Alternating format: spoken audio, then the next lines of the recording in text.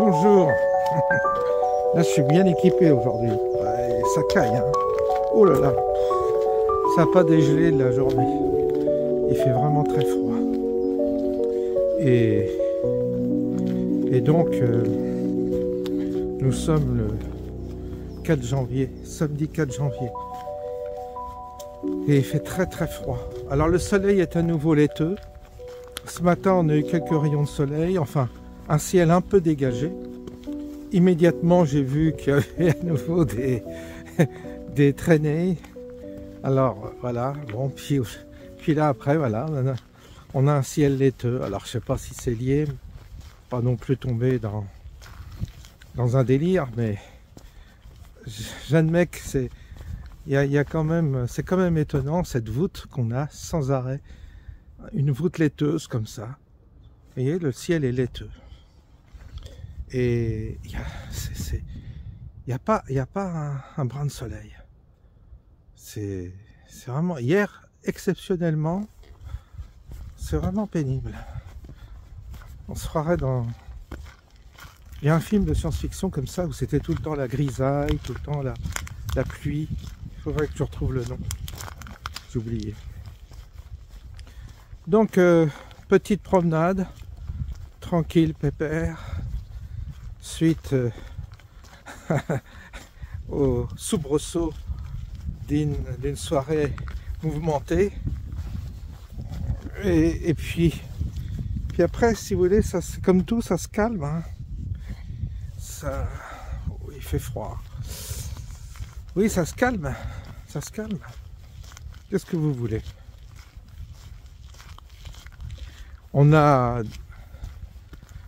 J'ai vu avant de partir une vidéo du capitaine Juvin Brunet qui a parlé de cette manifestation de dimanche. Il a dit qu'il apportait son soutien tout en étant réservé sur le succès de cette entreprise. Il a évoqué le fait qu'il avait proposé des services et qu'il n'y avait pas eu d'écho en face. Tout le monde se méfie les uns des autres. Tout le monde, c'est très curieux d'ailleurs, les gens qui... c'est très curieux de voir qu'il y a je dirais dans la contestation, une méfiance mutuelle. Presque une compétition. Qui va capter la clientèle frustrée des gens insatisfaits. Il y a un peu de ça. On essaie de capter à soi la clientèle des frustrés, des gens malheureux, des gens qui souffrent dans leur coin. Et chacun estime que c'est comme une niche qu'il faut capter à son profit, mais pas la partager si possible. En disant moi je suis le meilleur, les autres sont pas bien, ils sont corrompus, ils sont ceci, ils sont cela, moi je suis le meilleur. Il y a un peu de ça, et c'est un peu dommage. Il y a si vous voulez une niche, enfin une niche, plus qu'une niche d'ailleurs. Il y a un marché pour alimenter et répondre aux frustrations de ceux qui n'ont pas la parole, ceux qui souffrent, ceux qui subissent, etc. Et certains, chacun cherche à se partager cette population, cette audience, pour attirer à lui des avantages. Il y a un peu de ça. Venez chez moi, vous verrez, c'est la vraie contestation. Je suis le vrai contestataire. Et c'est comme ça qu'il y a une rivalité entre les différentes chapelles, parce que chacun gère sa boutique et donc il voit son intérêt personnel et une opportunité. Ça ne peut pas nous conduire à quelque chose de... C'est pas ça qui va nous conduire à... C'est pas ça qui va nous grandir déjà. Et c'est pas ça qui va nous conduire au succès. C'est pas avec cet état d'esprit qu'on va réussir à changer les choses. Ça c'est clair. Alors est-ce que on est déjà condamné d'avance? à cause d'un état d'esprit qui malheureusement n'arrive pas à évoluer, n'arrive pas à s'émanciper, n'arrive pas à gravir les échelons de l'élévation intérieure pour dépasser essayer de dépasser un peu notre dimension limitée, toujours limitée par l'esprit, par le cerveau, par la manière dont nous appréhendons. Nous sommes tous limités. Et des fois, il faut forcer un peu pour dépasser un peu, pour essayer de voir au-dessus. Sinon, ça fait de nous des victimes éternelles. Ça fait de nous des perdants.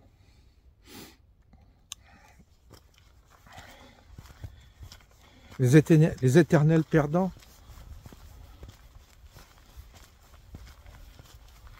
Évidemment, ça nécessite de l'intelligence, ce qui est de plus en plus rare dans la population, hein. Même dans la contestation, même dans ceux qui contestent le système, il n'y a pas vraiment d'intelligence, ou très peu. S'il y avait de l'intelligence, il y aurait des résultats. S'il n'y a pas de résultats, c'est qu'il y a un manque d'intelligence. Ou alors il y a des motivations personnelles, égocentriques, qui ne mèneront à rien.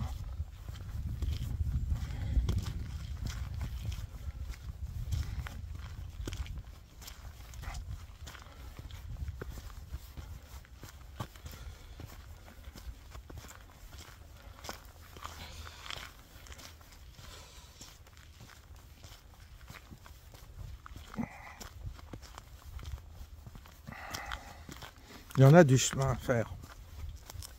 Il y en a du chemin à faire. Si on veut que ça change. Il y en a. Il y a un tri aussi à faire. Une sélection. Ouf.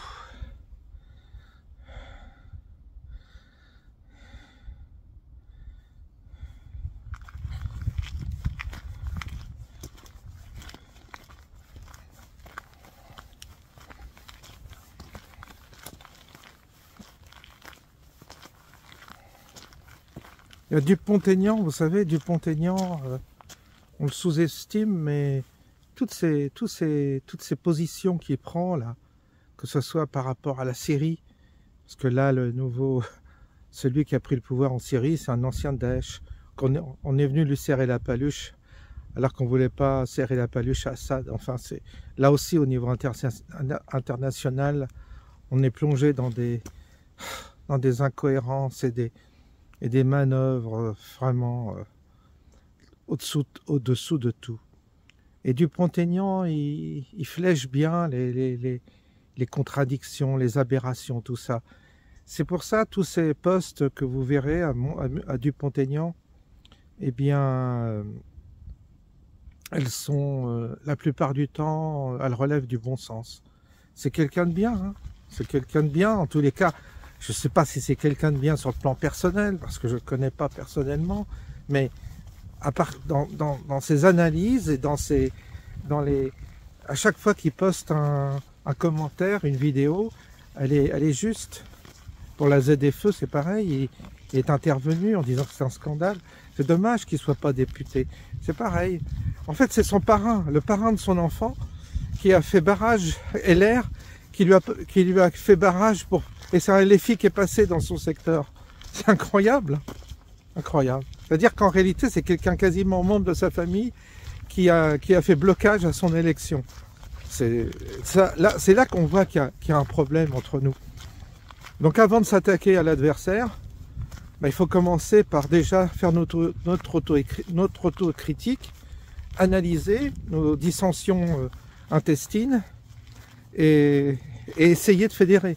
Si on n'est pas capable de nous fédérer et d'être solidaires, eh bien, c'est perdu d'avance. Je vous le dis tout de suite, c'est perdu d'avance. Parce qu'on va s'épuiser dans des guerres intestines et l'adversaire sera réjoui de voir ainsi ses opposants s'entre-déchirer. Enfin, c'est ce que je vous dis là, c'est tellement frappé du bon sens qu'il n'y a pas besoin d'insister. C'est clair et net.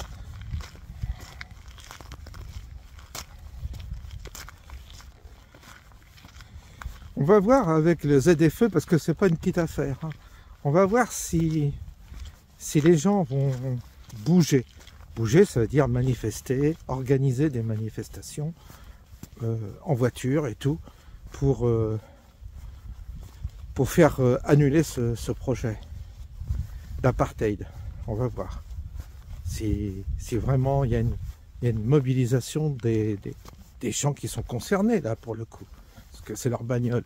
Moi je vois en Seine-et-Marne, là dans mon coin, ils ont tous des vieilles bagnoles, hein. Ils ont tous des critères 3, hein. Donc ils sont tous au diesel, ils ont tous des vieilles bagnoles. Bon, bah, ils vont tous bosser à Paris ou en région parisienne, hein, dans le coin, c'est ça, hein. Si tu veux bosser, tu vas à Disney, tu vas dans tous les secteurs où il y a un peu les plateformes et tout. Bah, tu vas voir si les gens se prennent des PV tous les jours, parce qu'il n'y a pas de transport en commun chez nous. Il y a un bus qui passe le matin, un bus qui revient le soir, c'est tout. Donc tu es obligé de prendre la bagnole pour aller bosser. Comme tu as une vieille bagnole, bah, on va voir ce que les gens vont faire. J'imagine que ça va bouger dans le secteur, parce que c'est ça où tu crèves. C'est-à-dire que les gens qui ne pourront plus prendre leur voiture vont crever. Ils ne pourront plus aller travailler. C'est quand même un petit peu embêtant. Ils n'ont même pas pensé à ça. Donc ça peut pas ne bien se passer. Et là, c'est pas le problème des agriculteurs, là. C'est le problème de tous les travailleurs, tous ceux qui bossent. Parce que, oui, les agriculteurs, tout ça, ils ont des problèmes. Il n'y a pas qu'eux qui ont des problèmes. Il faudrait qu'ils aussi comprennent que c'est toute la population qui souffre, là. Tous les corps de métier. Et les salariés aussi. Donc tout le monde est en train de souffrir, là. Donc, et ça fait longtemps que certains, ils n'ont plus les moyens de se payer de la bonne bouffe, des poulets à 30 €, des poulets fermiers à 30 € le poulet. Parce que c'est ça le prix d'un poulet fermier dans notre secteur. Si tu veux un poulet fermier, c'est 30 €. Donc tu vois bien que c'est trop cher pour celui qui a un SMIC. Il faut aussi comprendre. Alors moi, je m'oblige à aller, par exemple, au marché pour faire vivre les petits producteurs. Joie de dame, un fromager, le maraîcher qui vient, le boucher. J'essaie de faire vivre. Je suis tout seul, donc j'achète que pour moi, mais je fais l'effort. Tous les bobos du coin, là, je les rencontre jamais au marché. Tous les bobos à la retraite, là, qui ont des retraites formidables, qui ont des baraques de malades, bah, eux, tu les vois pas. Tu les vois à Lidl, mais tu les vois pas au marché des petits producteurs. Donc, c'est QFD, quoi. Ils sont forts en parole. Ils te parlent de circuits courts, ils te parlent de ceci, ils te parlent de cela. Mais c'est pas eux qui les font vivre, hein. Faut pas se faire d'illusions. Non, non, non, non. Ou ils vont dans quelques magasins bio, et encore. Donc, non. C'est de l'hypocrisie, tout ça. C'est de la surface. Et donc là, c'est là qu'on voit qu'il n'y a pas de cohérence entre ce que disent les gens et ce qu'ils font. Il faut être un minimum cohérent dans ta vie par rapport à ton discours. Et donc bah, c'est ça qui est frappant, c'est que en réalité, dans le marché, là au marché du coin, bah, il n'y a personne quasiment. Ça se vide de plus en plus. Pourquoi? Parce que c'est cher. Tout le monde recherche des prix. Pas plus compliqué que ça. Et ceux qui ont les moyens, ils n'y vont même pas. Mais ils prétendent entre eux, ils disent « Ah oui, c'est formidable, le bio, c'est scandaleux, ce qui se passe, les produits qu'on importe, tout ça. » C'est les premiers à aller chez Lidl ou chez les grandes surfaces acheter des produits importés. Faut pas déconner. Moi, je connaissais un gars ici, il a des moyens, largement les moyens. Il achète des poulets au moins cher et tout ça. Lui, il est soi-disant proche de la terre et dans l'intimité, je sais qu'il achète des produits que c'est que de la merde. Jamais il mettra 30 € dans un poulet fermier. Donc vous voyez qu'il n'y a pas de cohérence. Et c'est un gars d'ici qui prétend, vous voyez, qui prétend être proche des paysans, certainement. C'est un type de droite aussi. Donc, vous voyez que ça veut rien dire tout ça. En fait, on est là à brandir des idées, on est fort. On est fort pour brandir des idées, avoir des propos, sauver la France, sauver la souveraineté alimentaire et tout ça. Mais t'achètes, toi, au mec du coin, t'achètes ton poulet 30 €, t'achètes tes légumes où le prix au kilo est le double de chez Lidl, tu le fais? Tu le fais ou tu le fais pas? Parce que c'est ça la cohérence. Après, c'est bien gentil d'avoir des propos, comme toujours, je vous dis, généreux, humanistes et tout ça. Mais dans la vie, comment tu te comportes, t'achètes où, tu fais quoi? C'est ça qui est important en réalité. Et c'est là que les Athéniens, c'est parce que c'est là qu'on voit qui est qui. Et il y a toujours un gap entre ce que disent la plupart des personnes, bien intentionnées, avec de grandes ambitions, avec de grandes envolées lyriques, avec de grandes, je dirais, des propos formidables. Il faut sauver la paysannerie, il faut sauver la France, il faut être contre le Mercosur. Et le mec il commande chez Amazon, et le mec il est lui-même addict aux produits qui viennent de Chine et tout ça. C'est pour ça, c'est là qu'on voit la limite de tout ça. Il faut une grande cohérence. Il faut, quand on parle de ces questions, il faut être cohérent. Il faut être cohérent. Sinon, il y a un truc qui cloche. Donc, vous voyez bien qu'on est piégés, tous piégés en réalité, si on est honnête. Tous.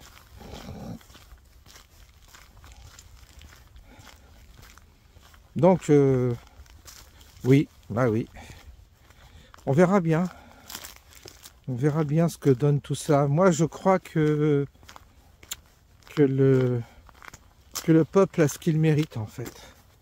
Je pense que on a ce que l'on mérite. Il ne faut pas en vouloir toujours à l'adversaire qui, lui, profite de notre niaiserie, de nos divisions pour étendre sa surface. Il ne faut pas en vouloir à l'adversaire d'être l'adversaire. C'est à nous qu'il faut en vouloir. C'est nous qui ne sommes pas assez intelligents pour justement nous organiser, nous défendre et agir correctement, élire les bonnes personnes. Quand il y a des élections, rien ne nous empêche d'élire les personnes les plus proches, en tous les cas. On ne cherche pas l'idéal, on cherche les gens qui sont le plus proches de nos intérêts. Jusqu'à présent, on a toujours fait des élections contre nos intérêts. Vous avez élu des gens qui étaient pour la mondialisation, pour le capitalisme, pour tout ce système qui nous bouffe. Ça ne va pas vous étonner après. Donc à un moment donné, on a ce qu'on mérite collectivement. C'est comme ça, parce que c'est nous qui l'avons généré. C'est ce que je me tue à dire à chaque fois. Vous savez, quand je suis rentré dans l'église, j'ai vu que le verre était dans le fruit, à cause de Vatican II. C'est tout simple, c'est tout bête. J'ai vu l'état d'esprit, j'ai vu les mentalités. Et là, je vous parle de ça, il y a plus de 40 ans, il y a 45 ans. Donc ça date. Et j'ai vu que c'était pourri. J'ai dit, c'est pourri, c'est foutu. C'est foutu l'église, c'est terminé. J'étais dedans. Et donc, j'ai vu la mentalité des prêtres, des nouveaux prêtres. J'ai vu qu'ils voulaient tout casser, tout détruire. Ils voulaient oui, ils voulaient tout détruire, tout casser. J'en suis parti parce que j'ai compris que c'était foutu. Et c'est nous qui avons généré ça. C'est les prêtres qui ont généré leur propre déclin. C'est les prêtres qui ont fait en sorte que les pratiquants ne pratiquent plus. C'est les prêtres qui ont œuvré dans ce sens-là. Et donc, du coup, il n'y a plus personne dans les églises à cause des prêtres. Voilà. Il n'y a plus personne dans les églises, il n'y a plus personne qui font confiance aux prêtres et tout ça, parce que c'est eux-mêmes qui ont scié sur la branche sur laquelle ils étaient. Ils n'ont pas compris. Et puis voilà. Donc aujourd'hui, on se plaint que les églises sont vides, on se plaint que notre identité, qu'il n'y ait plus de la foi, que les gens se détachent de la spiritualité, mais c'est à cause des prêtres aussi que tout cela s'est produit. Et c'est eux qui ont coupé le lien avec le peuple. Parce qu'il fallait surtout avoir des vrais chrétiens, ils disaient, à l'époque. Mais eux, pour eux, des vrais chrétiens, c'est des chrétiens militants, syndiqués, gauchistes. C'était ça dans les séminaires. Être vrai chrétien, c'était vous savez, c'était le gars syndiqué, à fond dans les manifestations, tout ça, contre, voilà, pour le prolétariat. C'était très politisé, l'église, déjà, à l'époque. Le ver était dans le fruit. Bon, bah, aujourd'hui, vous voyez, les églises se font brûler. Alors, les derniers prêtres progressistes, ils confient les clés de leur église à un mec qui va tout brûler. C'est ce qui s'est passé avec un black, là, qu'ils avaient accueilli, je sais plus, en Bretagne, là. Et puis voilà.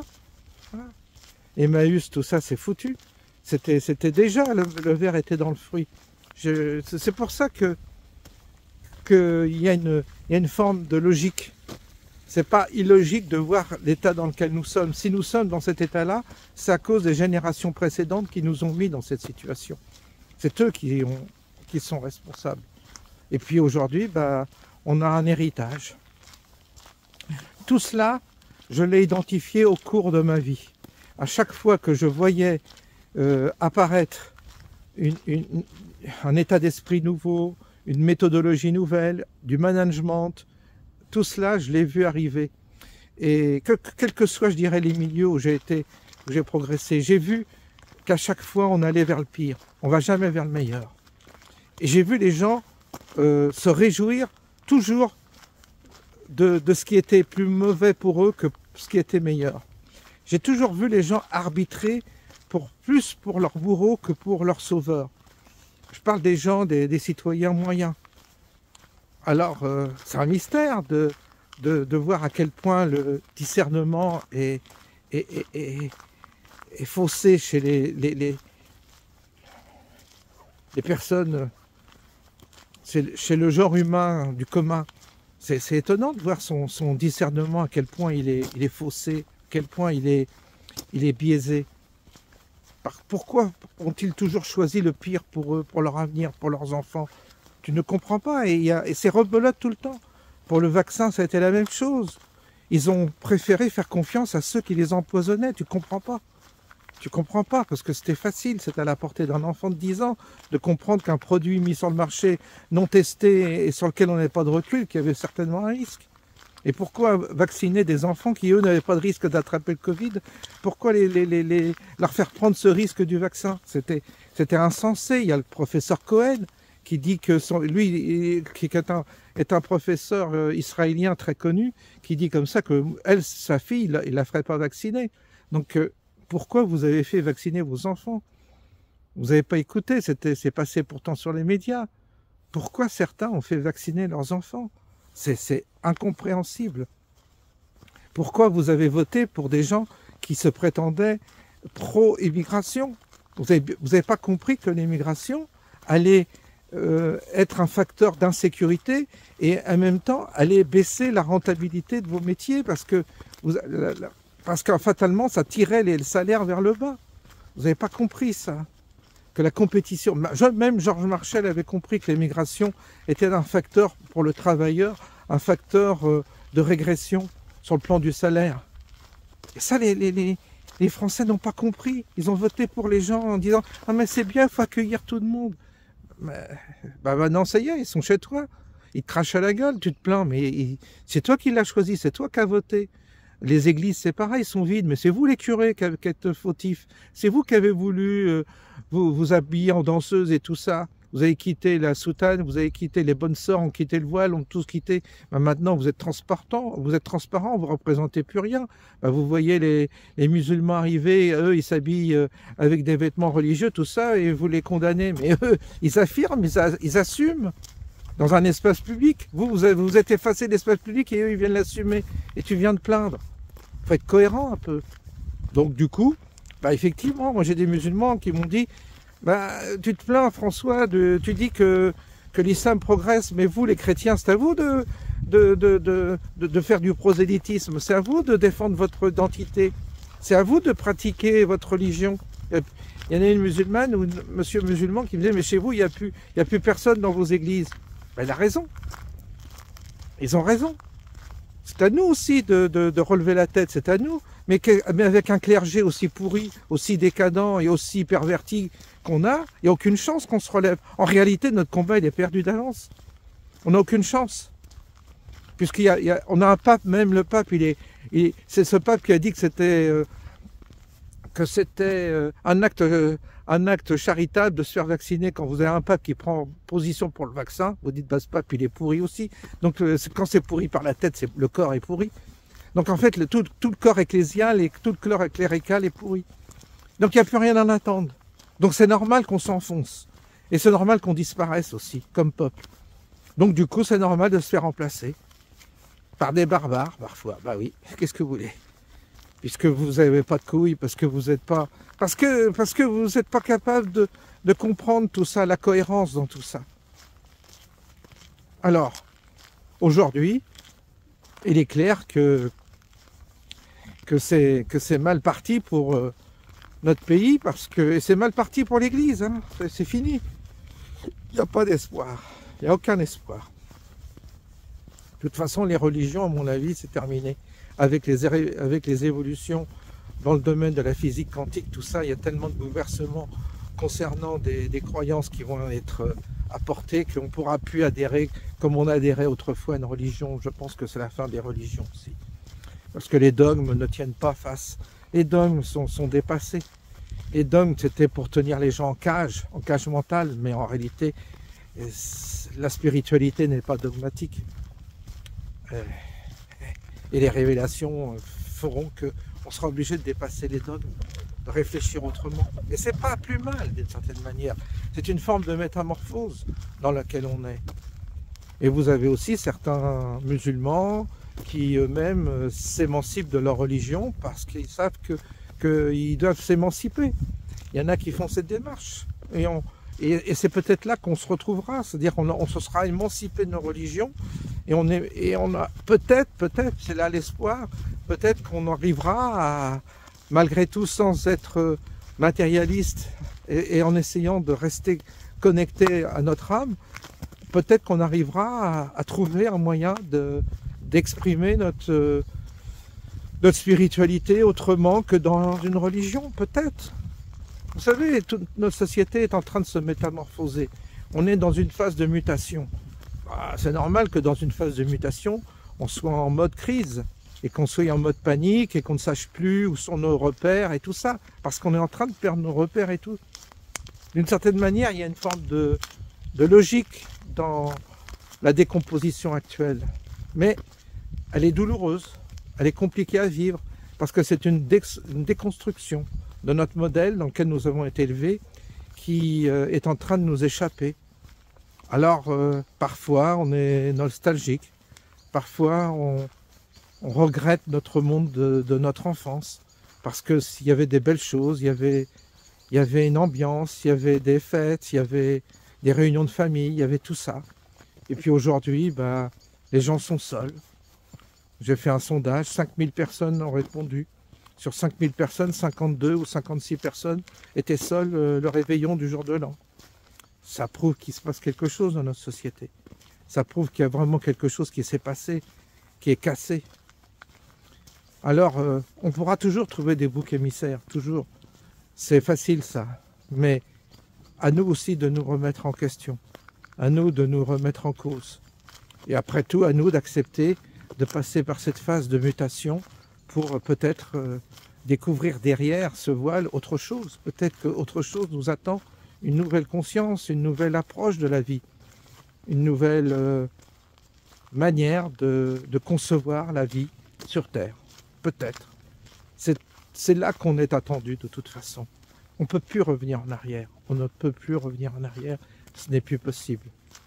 Alors, donc, demain, ce sera... Il est évident que demain, si on sort par le haut, eh bien, peut-être qu'il y aura des nouvelles alliances. Ouais, des nouvelles alliances. Peut-être que le fait religieux va s'éteindre, d'une certaine manière, pris dans ses contradictions, pris dans ses névroses, je dirais.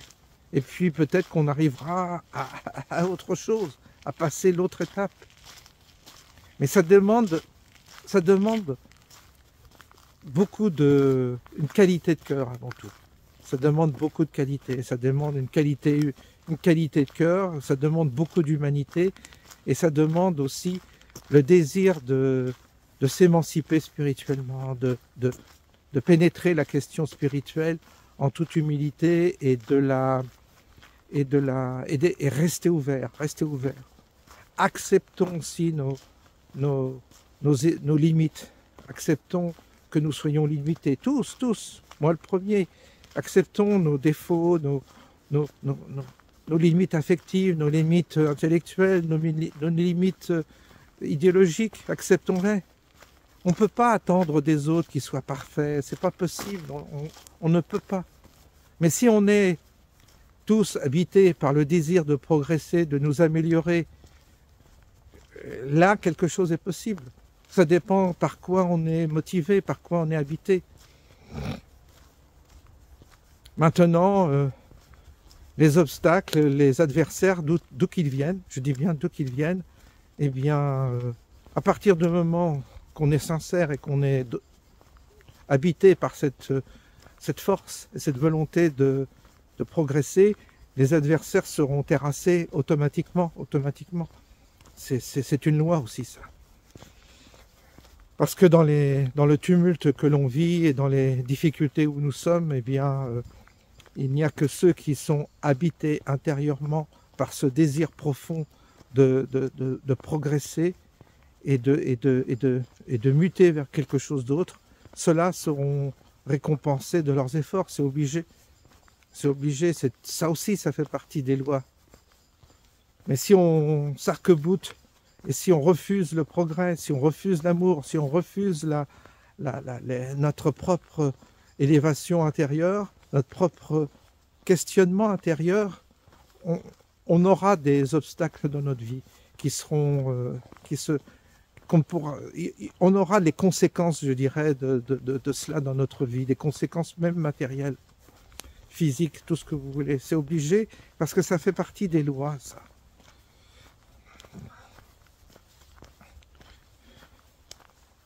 Alors fondamentalement,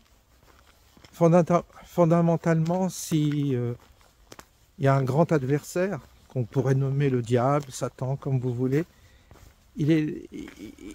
évidemment, on le trouve devant nous pour s'opposer à ce que notre âme s'élève en nous, pour que cette âme grossisse en nous, s'émancipe en nous. Notre monde intérieur, il est là le vrai combat, il est dans ce monde intérieur, là. Et c'est là où justement l'adversaire nous attend. Alors comment il s'y prend? Il s'y prend en stimulant nos mauvais instincts, notre ego, notre susceptibilité. Et évidemment, il a des armes, plus d'une arme. Et c'est à nous d'essayer de le repérer et de le circoncire. De dire, toi, tu vas pas là, toi, c'est pas bon. C'est à nous de trouver les talismans pour justement être protégés des attaques qui peuvent nous venir de cet adversaire qui sans arrêt nous poursuit de sa volonté de nous détruire intérieurement. Alors oui, chacun doit savoir que cette vie ici sur Terre est un combat, mais un combat intérieur. Ce n'est qu'un combat intérieur, pas extérieur, intérieur. Et extérieurement, ce n'est que la projection de notre... Tout ce qui se passe à l'extérieur n'est qu'une projection de notre combat intérieur. Voilà les amis, écoutez, on a bien discuté, on a bien marché. Eh bien, je vous souhaite une bonne... voilà, samedi. Demain, on verra ce que donne la manifestation des agriculteurs. Évidemment que je les attends au tournant, puisque beaucoup se font encore des illusions sur l'efficacité d'un tel mouvement qui est programmé d'avance. Vous savez, c'est comme celui qui part en guerre, il dit, vous savez, j'arrive, je vais vous envahir demain à telle heure. Alors surtout, et j'arriverai à tel endroit. Vous dites, vous donnez tous les renseignements à l'adversaire, à celui que vous voulez conquérir. Vous lui donnez tous les renseignements pour lui dire, je rentre en guerre contre toi et j'arriverai à tel endroit pour que tu m'attendes. Là aussi, je pense qu'on nous prend un peu pour des cons. Mais vous verrez bien, ce sera demain. La parole de vérité, ce sera demain. On verra ce que ça donne. En tous les cas, je vous souhaite une bonne soirée et on se dit à bientôt.